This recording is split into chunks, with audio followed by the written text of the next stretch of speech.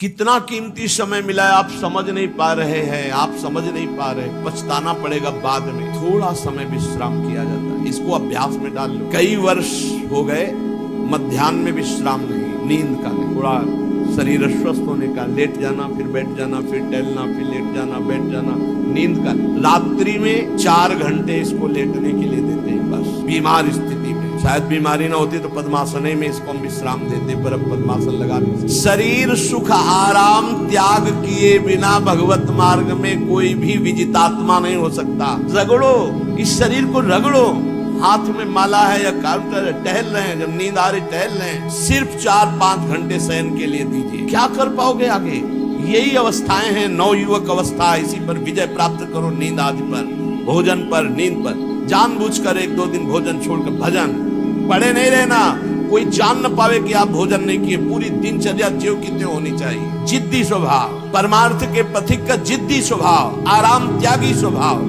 और शरीर को जैसा बना लो प्रभु वैसे ही है, इसमें जड़ है, कोई अंतर नहीं पड़ता है। रात में सो, दिन में 4 घंटा सोने का अभ्यास बना लो, दिन में सोते रहो। अभ्यास है, चाहे जगने का बना लो चाहे सोने का।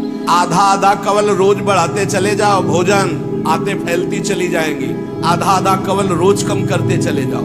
24 घंटे में 400 ग्राम अन्न से स्वस्थ शरीर का पोषण हो जाएगा और वो क्रियाशील रहेगा। 400 ग्राम अन्न से काहे को बर्बाद कर रहे हो? आते बढ़ाते चले जा रहे हो। इसको कम करो, कम करो। भोजन 400 ग्राम अन्न से काम चल जाएगा। जिसे भगवत प्राप्ति के बिना आप जिया नहीं जा रहा, तब भगवत प्राप्ति होगी। ये शरीर सुख आराम के त्यागने की, हमें बहुत समय बर्बाद मत करो, समय बर्बाद मत। भोजन कर रहे हो, नाम जब चल रहा है, अंदर पद चल रहा है। कोई भी भोग तुम्हें नहीं फंसा सकता यदि भगवान नाम चल रहा है। समझी नहीं? भगवान नाम नहीं जब करना, बस मन मानी आचरण करना। बड़ी भारी आवश्यकता है शरीर सुख आराम के मिटाने की साधक को। जीवन भर इसी में लगे रहे, जीवन भर। जब से इस मार्ग में चले तो इसी पर है। नींद और भूख 2 पर भारी प्रहार रहा है। नींद और भूख भगवान की कृपा से ऐसा तो बहुत भारी रोग से ग्रसित है। पीछे मुरारी शरण आए और कहा अल्ट्रासाउंड कराने चलना है, डॉक्टर ने बोला है तो आज कुछ खाना नहीं। उनका आज की बात कर रहे हो, 3-4 दिन से कुछ नहीं गया। जब डॉक्टर वहां देखा बोला बाबा पानी पे रहते हो क्या? तो वैसे किया, जानबूझ करके मधुकरी नहीं जाना, 3-4 दिन नहीं पाना। अब देखते हैं भजन कैसे होता है। और यह अभ्यास बचपन से भूखे रह करके, सर्दी में, गर्मी में, बीमारी में, हर स्थिति में भजन नहीं छूटना, दिनचर्या नहीं छूटनी। शयन में जो तुम्हें सुख मिलता है वो तमोगुणी नींद का है। जागृत होकर भजन में अगर समय व्यतीत कर दो, हाँ, जीवन आनंदमय। शरीर सुख आराम को नष्ट करने की जरूरत है साधक को। दिन में सोना बंद करो। जो रात्रि में जगते हैं वो सो सकते हैं आधा टाइम। सोने का टाइम 4 घंटे तो 2 घंटे विश्राम कर लो। और रात्रि में ऐसी सेवाएं करो कि 1-2 घंटा उसमें विश्राम कर लो। 4 घंटे से काम। और जो रात्रि में चैन से सोते हैं दिन में मत सो। दिन में टहलो, माला लो और अपने ही कमरे में टहलो, बंद करके कमरा, अपने ही अंदर टहलो, खूब नाम जप करो, मंत्र जप करो। देखो कैसा आनंद आता है। अरे तेरा समय जा रहा है, पता नहीं आगे कौन सा रोग आ जाएगा, कौन सी घटना घट जाएगी, तू भजन करने लायक रहे या न रहे। आज भजन कर लेगा तो कल, बता रहे हैं ना, हर समय मन उत्साहित रहता है। तभी हम कह रहे कि भजन करोगे तो मरते दम तक तुम्हारा उत्साह नष्ट नहीं होगा। उत्साह संपन्न, कितना आनंद रहता है। मन से भगवत आराधना शुरू हो जाती है, मन से पाठ शुरू हो जाता है, मन से परिक्रमा शुरू हो जाती है। हमें लगना है। आराम शब्द जीवन में नहीं। सीधी बात समझो, जब तक भगवत प्राप्ति नहीं तब तक आराम नहीं। राम काज कीन्हे बिनु मोहि कहाँ विश्राम। बिल्कुल जिद्दी स्वभाव बनाना पड़ेगा। शरीर आलस्य, प्रमाद, भोग, नाना प्रकार की खान पान सामग्री, तो भगवान कहते हैं फिर मेरी प्राप्ति। विजितात्मा आराम, राम काज कीन्हे बिनु मोहि कहाँ विश्राम। समुद्र पार कर रहे, मैनाक जी प्रकट हो गए, थोड़ा विश्राम कर लो। बोले नहीं, राम काज कीन्हे बिनु मोहि कहाँ विश्राम, मोहि कहाँ विश्राम। सेवक सुख चाह मान भिखारी, व्यसनी धन शुभ गति व्यभिचारी कभी नहीं। सर्वभूतात्म भूतात्मा, संपूर्ण प्राणियों के साथ आत्मवत व्यवहार करे। सब में मेरा प्रभु विराजमान है। जैसे हमारे किसी शरीर के अंग में चोट लग जाए तो हमें ही लगती है, ऐसे संपूर्ण चराचर जगत में जब किसी को दुखी देखे तो हमारा हृदय दुखी हो जाए। कैसे इसके दुख को, इसे सर्वभूतात्म भूतात्मा कहते हैं। जो योगी होता है उस सबको सुख पहुंचाने की चेष्टा करता है। किसी को भी दुखी देखकर उसका हृदय व्याकुल हो जाता है। साधन में स्वाभाविक प्रवृत्ति नहीं होती, लगाना पड़ता है। इसलिए उद्देश्य दृढ़ रखो। अब हमको इसी जन्म में भगवत प्राप्ति करनी है। हम प्रियालाल की शरण में हैं। हमारा एक एक मिनट बड़ा कीमती है। हर मिनट में, हर सेकंड में हमें नाम जप करना है और प्रभु के भरोसे रहना है। कम सोना है, कम खाना है, कम बोलना है। 3 बातें पकड़ो। कम सोना, इसका अभ्यास बना लो। कम खाना, इसका अभ्यास बना लो। और कम बोलना, इसका अभ्यास। ये 3 बातें जीवन में साधक के बिल्कुल सरलता पूर्वक आ जानी चाहिए। मिताहार, मित भाषण और नियमित शयन। शयन से बचो, ये बहुत जहर है। नींद बहुत जहर है। निद्रा आलस प्रमादोत्तम तत्तामस मुदाहृतम। इसको एक सीमा में बांध। 3 घंटे, 4 घंटे, 5 घंटे, बस 24 घंटे माला, काउंटर, वाणी, सेवा, टहल रहे। सो नहीं सकते, आराम नहीं कर सकते, नहीं कर सकते। ये अभ्यास बनाओ, तभी आगे बढ़ पाओगे। सत्संग रोज सुनते हो, देखो तुम्हें जो डांट लगती है, तुम्हें बहुत प्यार करते हैं, प्रभु बहुत प्यार करते हैं, इसलिए डांट लगवा रहे हैं, इसलिए आपको सत्संग सुना रहे हैं। ये जीवन सार्थक कर लो, नहीं तो बहुत पछताना होगा। हम पशु पक्षी के जीवन में साधना नहीं कर पाएंगे। कैसे? हमारा चिंतन बने। भगवान ने अगला शब्द का मदगत प्राण। प्राण जिसके मेरे में समर्पित है। प्राण समर्पित का मतलब है प्राण वायु को लेकर प्रधान है। भोजन न मिले, जल न मिले तो भी हम जीवित रह सकते हैं काफी समय तक, क्योंकि प्राण वायु। प्राण बलवान पुष्ट होते हैं अन्न और जल से, लेकिन प्राणों की सत्ता वायु से है। ये जो श्वास प्रश्वास है। भोजन हमें 4-6 दिन न मिले तो आराम से दिनचर्या चल सकती है। पानी 8-10 दिन न मिले तो भी दिनचर्या चल सकती है। ऐसा नहीं कि मर जाएंगे, लेकिन 2 मिनट वायु न मिले तो मर जाएंगे। 2 मिनट वायु न मिले तो प्राण का सीधा संबंध वायु श्वासों से है। और प्रभु को प्राण समर्पित करने का मतलब हर श्वास नाम जप करना। मदगत प्राणा। हम पानी भी पिएंगे, भोजन भी पाएंगे तो प्रभु को समर्पित करके, और हर श्वास नाम जप करेंगे तो ये मदगत प्राणाम। मत चित्ता, निरंतर चिंतन करने के लिए हमें प्राणों को समर्पित करना होगा। हमारे प्राण समर्पित हैं, हम प्रसाद के द्वारा प्राणों का पोषण करेंगे और हर श्वास प्रश्वास में नाम जप। श्वास ऊपर गई तो नाम जप, श्वास नीचे गई तो नाम जप। बोधयंता परस्परम। यदि हम किसी से बात करेंगे तो अपने प्रभु की चर्चा करेंगे। उसी प्रभु की चर्चा का कथन कथयंतश्च माम नित्यम।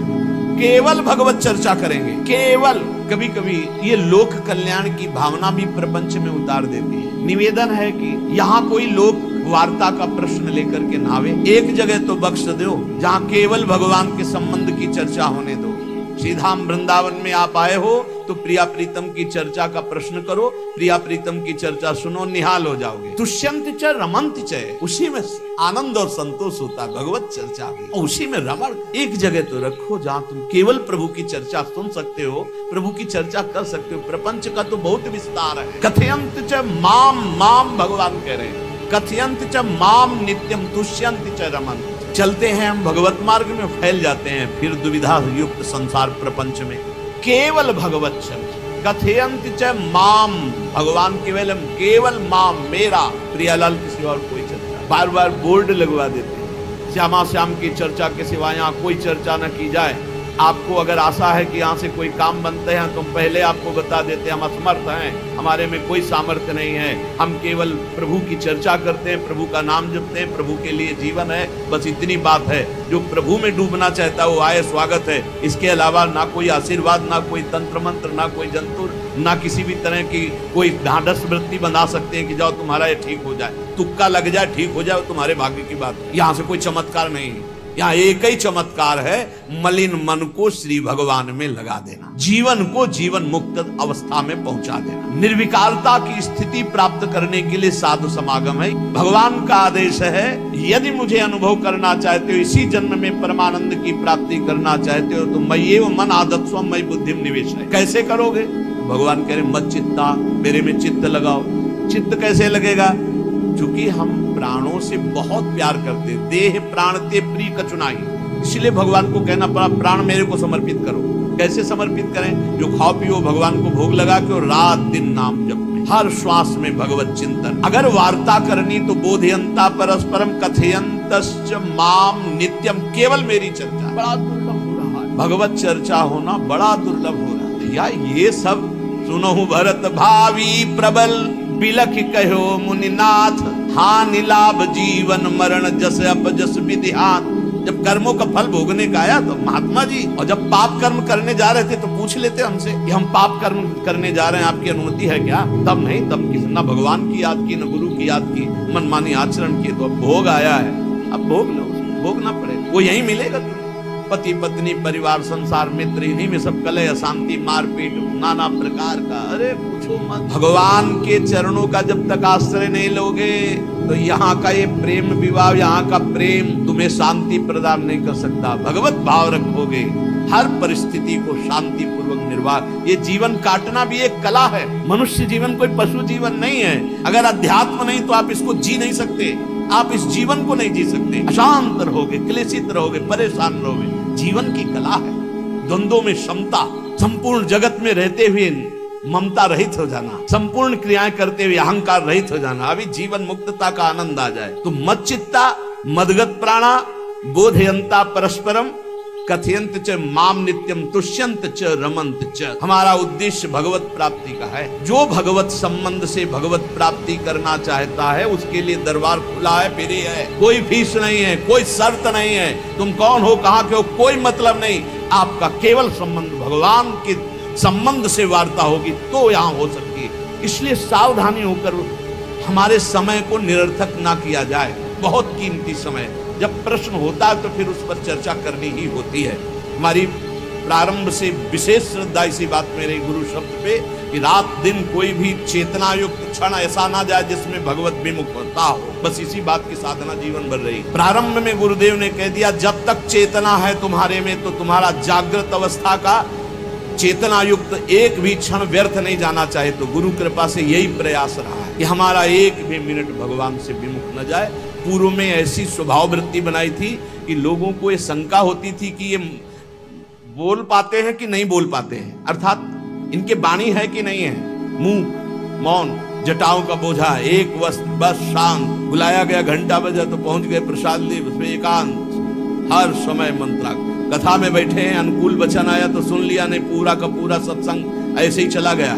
हमारा मंत्र चल रहा है, एक क्षण भी मंत्र से बिलक नहीं। हमारा कर्तव्य है केवल चिंतन करोगे तो अभी मुक्त हो, अभी परिणाम में नहीं। अभी हम राधा बोल रहे हैं, अभी प्राण निकले, अभी श्री जी के पास पहुंच जाएंगे। भगवान की कृपा का बल और साधन का तुम्हारा पूरा प्रयास प्रयत्न, ध्यान रखो, दो से सिद्धि प्राप्त होती है। भगवान की कृपा का बल और आपकी पूरी साधना का प्रयास प्रयत्न, कायरता नहीं।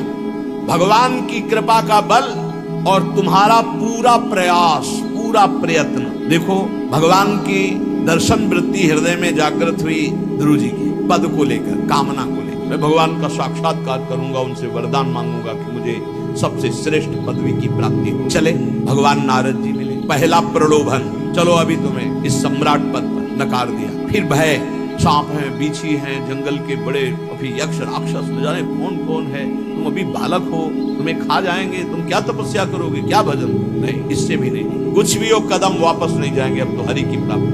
तो गुरु मंत्र दे दिया। 6 महीने बहुत ही देह भाव रहित होकर उच्च कोटि की साधना की। बालक होने पर यही मथुरा में, मधुपुरी में देह भाव रहित होकर के, क्योंकि जंगल में ऐसे ऐसे मच्छर बड़े बड़े ना, एक मच्छर मारे तो पूरा होश खराब हो जाए, पूरी चेतना जागृत। तो उस 5 वर्ष के राजकुमार के शरीर में कितने मच्छर चिपके रहे होंगे, क्या क्या भयावह। हमने तो सेनपुर में देखा, आसन लगा बैठे, काला नाग सांप ऐसे फुसकार रहा है।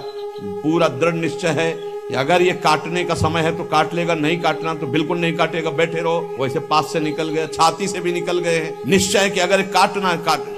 सैकड़ों बिच्छू, कभी ऐसे डंक नहीं मारा। अगर काटना हो मारना हो ना तो बढ़िया महल में बैठे हो तो वहां जाके काट लेंगे। ध्रुव जी अपनी निष्ठा से कभी नहीं बचली थी। अब जब भगवान सामने आए तो आखिरकार 5 वर्ष के बालक घबरा गए। भगवान का तेज, भगवान का रूप, भगवान की महिमा। भगवान मुस्कुराए, कृपा दृष्टि से देखे, बल मिला, भगवान को देख पा रहे। अब मन में आया कि मैं स्तुति कैसे करूं, क्योंकि कोई ज्ञान तो है नहीं। भजन किया, भगवान की प्राप्ति हो रही, लेकिन अब कोई ऐसा ज्ञान तो है नहीं जिससे भगवान का स्तवन करे। भगवान की तरफ देख करके कुछ कहना चाहते हैं, पर क्या भगवान को कहें ये ज्ञान नहीं। तो भगवान ने अपने ज्ञान स्वरूप शंख का गुरु जी के कपोल पे स्पर्श करा दिया। तो भगवान कह रहे ज्ञान तो मेरी कृपा से होता है। अभी पीछे श्लोक में भगवान ने कहा तेसा मेवानुकंपार्थो महमक ज्ञानजम तमः नाशयाम्यात्म भावस्थो।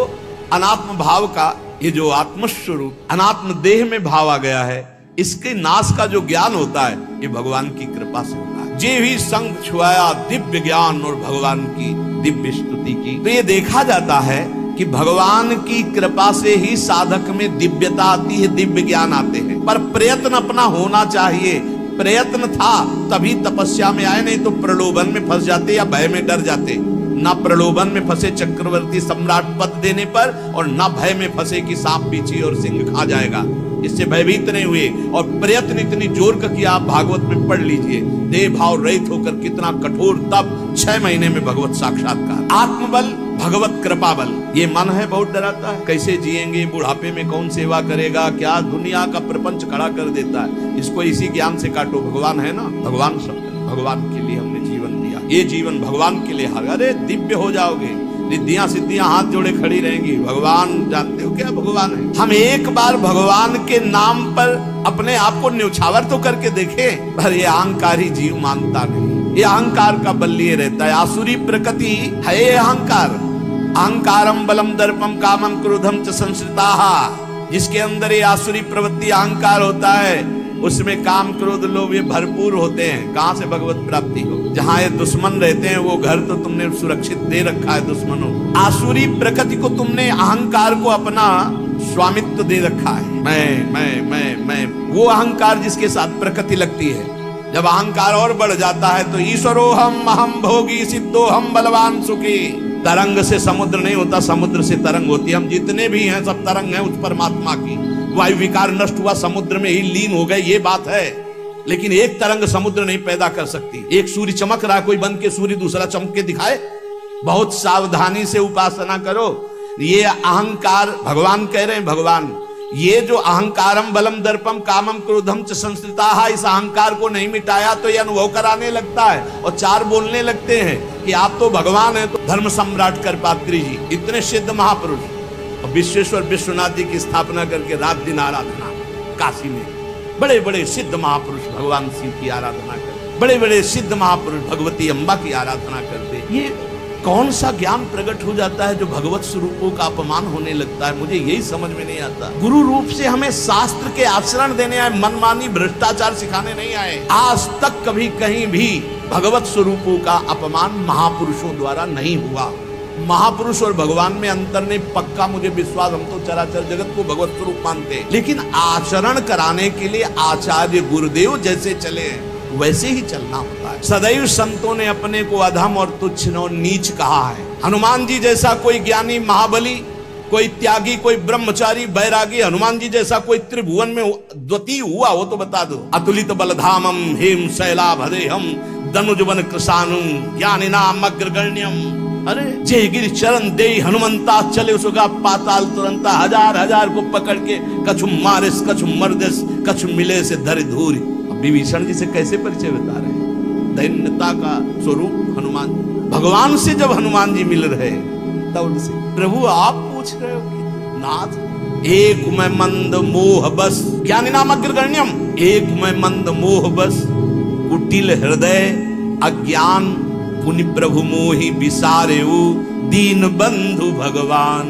जय प्रणतारे धंजन चरणों में लौट गए हनुमान। सबरी जी भगवान सामने बैठकर स्तुति करते हैं। जो नवधा भक्ति वो उपदेश नहीं है, सबरी जी की स्तुति है। ये सब भक्ति सबरी जी में विराजमान, क्योंकि उसी समय सबरी जी भगवत धाम जाती है तो उपदेश तो उसको दिया जाता है जो आचरण में उतारे। सबरी जी तो सिद्ध महापुरुष, अभी भगवत धाम। इन सब बड़े बड़े आचार्य महापुरुषों ने भगवान की दासता स्वीकार करके, जीवन अर्पित करके, आचरण करके दिखाया। जहां ये आसुरी अहंकार होता है तो ईश्वरोहम अहम भोगी सिद्धोहम बलवान। ये सिद्धावस्था नहीं है, ये तमोगुणी आसुरी अहंकार का परिणाम है जो ये दिखाई देता है भगवत स्वरूपों का अपमान करके। नहीं, यद्यपि अभेद है वो महापुरुष शिव और वो अभेद है, पर आचरण जब करेगा तो स्वामी और सेवक का करेगा। काशी नगरी सिद्धों की नगरी है, ज्ञानियों की। ले देखा, बड़े बड़े सिद्ध परमहंस जाते हैं शंकर जी के दर्शन करने, विश्वनाथ जी के। तो जिनकी कमंडल भी नहीं, दिगंबर है ना, वो भी ऐसे हाथ उठा के नमः पार्वती पते, बस ऐसे सर झुकाए खड़े रहते। जल भी नहीं है, पत्र भी नहीं है, ऐसे वो हम सब खड़े खड़े घंटों खड़े रहते थे। वहां के शिव पार्षदों से ऐसा करुणा में प्रेम हो गया था कि वो हमें नहीं हटाते थे, तो एक कोने में घंटों खड़े रहते थे और दर्शन करते रहते थे भगवान विश्वनाथ जी। तो जैसे ऐसे अवधूत आते, न कोई जल का कमंडल है, न कोई पत्र है, न पुष्प, नजदीक गए, नमः पार्वती पते हर हर महादेव, बस सर झुका, ये है। और स्वयं शिव स्वरूप है, इतना अंतर नहीं ब्रह्मबोध में। भक्तों में भी कभी कभी अहम प्रकट होता है, वो वाणी से आपको दिखाई देगा, लेकिन वो आसुरी अहंकार नहीं होता है, ध्यान रखना। ये उनका भागवतिक बल होता है, ये आसुरी अहंकार नहीं होता। जैसे जनक जी की सभा लगी हुई है, भगवान श्री राम लक्ष्मण जी विराजमान है विश्वामित्र जी के समीप बड़े सौम्य भाव से। जनक जी महाराज ने देखा कि बड़े बड़े वीर आए, पर धनुष यज्ञ में धनुष को अजगों को कोई उठा ही नहीं पाया, खंडन की तो बात जाने दो। रावण बाणासुर आया, आरती प्रणाम करके चले गए, अब आशा ही खत्म हो गई, कोई उठाने वाला ही नहीं। तो उन्होंने कहा वीर विहीन मही मैं जानी। अब मैं आज जान गया कि पृथ्वी वीरों से रहित हो गई। अगर मैं ऐसा जानता कि इस भूमंडल में कोई वीर ही नहीं अजगों का खंडन करने वाला, तो मैं ऐसा प्रण नहीं लेता, मेरी जान की कुंवारी रह जाएगी। ऐसे विकल होके वीर विहीन मही मैं जानी। जनक जी ने इतनी बात जेव ही कही तो लक्ष्मण जी कूद पड़े सिंह शावक की तरह उछलकर, और कहा कि जहां रघुकुल भूषण भगवान श्री राम विराजमान हो जनक, ये बड़ी तुमने निराशापूर्ण बात कैसे कह दी। जनक, जहां रघुनाथ जी विराजमान होते वहां ऐसी बात नहीं कहते, तुमने ऐसी बात कैसे कह दी। अगर मेरे स्वामी का आदेश हो जाए अभी तो पूरे ब्रह्मांड को कच्चे घड़े की तरह तोड़ दूं। ये अजगौ पुराना 100 योजन एक बार में दौड़ते हुए जाऊं और इसको ऐसे कमल लाल की तरह तोड़ दूं, मेरे स्वामी का आदेश। ये अहंकार नहीं। पहली बात कही, जो तुम्हार अनुशासन पावो, अगर मेरे प्रभु श्री राम की आज्ञा हो जाए। और लक्ष्मण जी ने एक बात और कही कि तोरो छत्रक दंड जिमितो प्रताप बलनाथ, आज के बाद कभी धनुष स्पर्श नहीं करूंगा यदि मेरी बात झूठी हो जाए। आपके प्रताप से इसे बरसाती छत्ते की तरह तोड़ दूं इस अजगौ को, अगर आपका आदेश हो। तो प्रताप बलनाथ, ये अहंकार नहीं है, ये भक्त का भगवत प्रताप है। दशानन कह रहा है, अरे मुझे क्या भय, तेरी सभा में अगर कोई वीर हो तो मेरा पैर उठा दे, मैं राम जी का एक छोटा सा सेवक हूं। तू मेरे प्रभु को बार बार मनुष्य कह रहा है, मैं जिनका सेवक हूं। तेरी सभा में तू जो अपने सभा बलों के बल पर बलवान होकर कहता है कि ये सब आहार है, तो मैं उनका एक छोटा सा दूत हूं। अगर कोई मेरा पैर उठा दे तो जानकी जी को राम जी हार जाएंगे, वापस चले जाएंगे। राम प्रताप सुमिरपन रूपा, सभा में पैर हाहाकार मच गया। जब स्वयं दशानन उठा, मारा घूसा, 4 मुकुट राम जी के चरणों में गए। राम जी के चरणों में झुक, तब तेर बचेगा, मेरे चरणों में झुकने से नहीं। कोई उठा नहीं पाया। ये अंगत का अहंकार नहीं, ये भक्त का भगवत प्रताप होता है। राम प्रताप सुमेरी परण रूपा, राम प्रताप हरिवंश प्रताप ही जानत है, हरिवंश प्रबोध प्रमाणत है, हरिवंश सर्वस्व है तिनके, सुख संपत्ति दंपति जो जिनके। लक्ष्मण जी कह रहे सकौ मेरु मूलक जिम तोरी, जैसे मूली तोड़ दिया जाता 4 लाख योजन का सोने का पहाड़ सुमेरु, वैसे उखाड़ के तोड़ के फेंक दूं। भगवान अपार सामर्थ्यशाली, और जो भगवान में चित्त जोड़े अपार सामर्थ्यशाली। हम लोग कभी कभी अहंकार और प्रताप के भेद को नहीं समझ पाते। महापुरुषों में अहंकार नहीं होता, वो भगवत प्रताप होता है। जो आसुरी अहंकार है वो तो भगवान की शरणागति से नष्ट हो जाता है।